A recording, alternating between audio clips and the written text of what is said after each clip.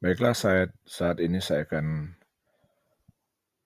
memaparkan mengenai koneksi antar materi modul 2.1, yaitu pembelajaran untuk memenuhi kebutuhan belajar murid.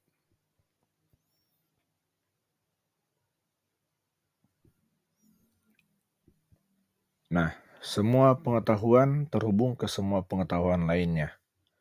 Yang menyenangkan adalah membuat koneksinya. Masih kembali bersama saya, Victor SG Tengger SE, calon guru penggerak Angkatan ke-9 dari SMA Negeri 1 Sonder, Kabupaten Minahasa, Provinsi Sulawesi Utara.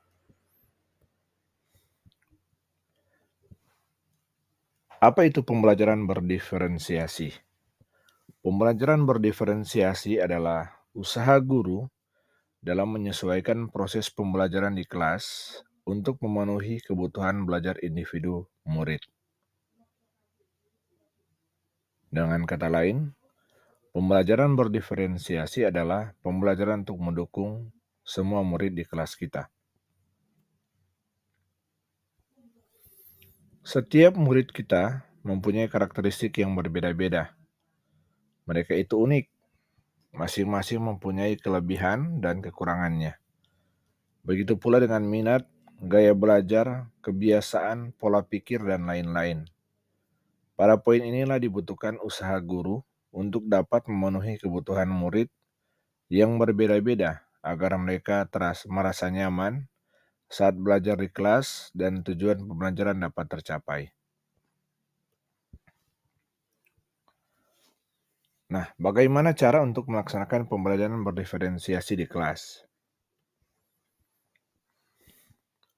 Agar dapat melakukan pembelajaran berdiferensiasi di kelas, guru harus pertama memahami tujuan pembelajaran, kedua mengetahui dan merespon kebutuhan belajar murid, ketiga menciptakan lingkungan belajar yang mengundang murid untuk belajar, keempat melakukan manajemen kelas yang efektif, kelima melakukan penilaian berkelanjutan. Berkaitan dengan kebutuhan belajar murid, guru harus memahami 3 aspek sebagai berikut, yaitu yang pertama, kesiapan belajar murid, yang kedua minat murid, kemudian yang ketiga profil murid.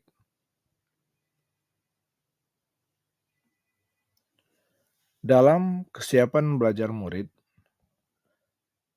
itu mengharuskan guru untuk menilai pengetahuan awal dan menentukan apa yang telah diketahui oleh murid dan di mana murid berada. Kemudian untuk minat murid, karena minat setiap anak murid pasti berbeda-beda, minat adalah satu motivator penting bagi murid untuk terlibat aktif dalam proses pembelajaran. Sementara itu, profil belajar murid berkaitan dengan 1. Lingkungan, 2. Budaya, 3. Gaya belajar, 4. Kecerdasan majemuk. Kebutuhan belajar murid dapat diidentifikasi berdasarkan cara-cara berikut ini, yaitu yang pertama, mengamati perilaku murid, kedua, mengidentifikasi pengetahuan awal, ketiga, mereview dan melakukan refleksi terhadap praktik pengajaran, keempat, berbicara dengan guru murid sebelumnya, kelima, membaca rapor atau laporan pendidikan murid di kelas sebelumnya, keenam, menggunakan berbagai penilaian formatif dan diagnostik. Strategi untuk mendiferensiasikan pembelajaran ada 3, yaitu yang pertama, diferensiasi konten, yang kedua, diferensiasi proses, dan yang ketiga, diferensiasi produk. Diferensiasi konten berkaitan dengan apa yang kita ajarkan seperti materi, konsep atau keterampilan yang perlu dipelajari berdasarkan kurikulum. Mendiferensiasi konten bisa dilakukan dengan membedakan pengorganisasian atau format penyampaiannya, bukan mengubah atau menurunkan standar kurikulum.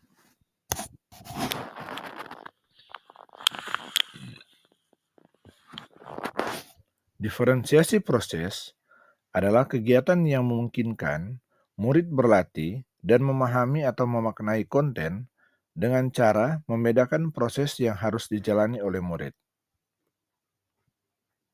Sementara itu, diferensiasi produk adalah bukti yang menunjukkan apa yang murid telah pahami dengan cara membedakan atau memodifikasi produk sebagai hasil belajar murid, hasil latihan, penerapan, dan pengembangan yang telah dipelajari. Keterkaitan antara modul 2.1 dengan modul-modul sebelumnya, yaitu untuk dapat melakukan pembelajaran berdiferensiasi, maka guru harus berusaha memenuhi kebutuhan belajar anak sesuai dengan kodrat alam dan kodrat zaman berdasarkan filosofi Ki Hajar Dewantara. Dalam melakukan pembelajaran berdiferensiasi, seorang guru penggerak harus berpihak pada murid, reflektif, mandiri, kolaboratif, dan inovatif untuk menciptakan pembelajaran-pembelajaran berdiferensiasi agar dapat memenuhi kebutuhan murid. Pembelajaran berdiferensiasi dapat menjadi salah satu strategi untuk mewujudkan visi guru penggerak yang berpihak pada murid. Dalam pelaksanaan pembelajaran berdiferensiasi, antara guru dan murid harus ada kesepakatan kelas terlebih dahulu, agar proses pembelajaran dapat berjalan dengan baik sesuai dengan nilai-nilai budaya positif. Demikianlah koneksi antara materi modul 2.1 ini. Terima kasih. Salam dan bahagia. Salam dari Victor SG Tengger SE, calon guru penggerak angkatan ke-9 dari SMA Negeri 1 Sonder, Kabupaten Minasa, Provinsi Sulawesi Utara.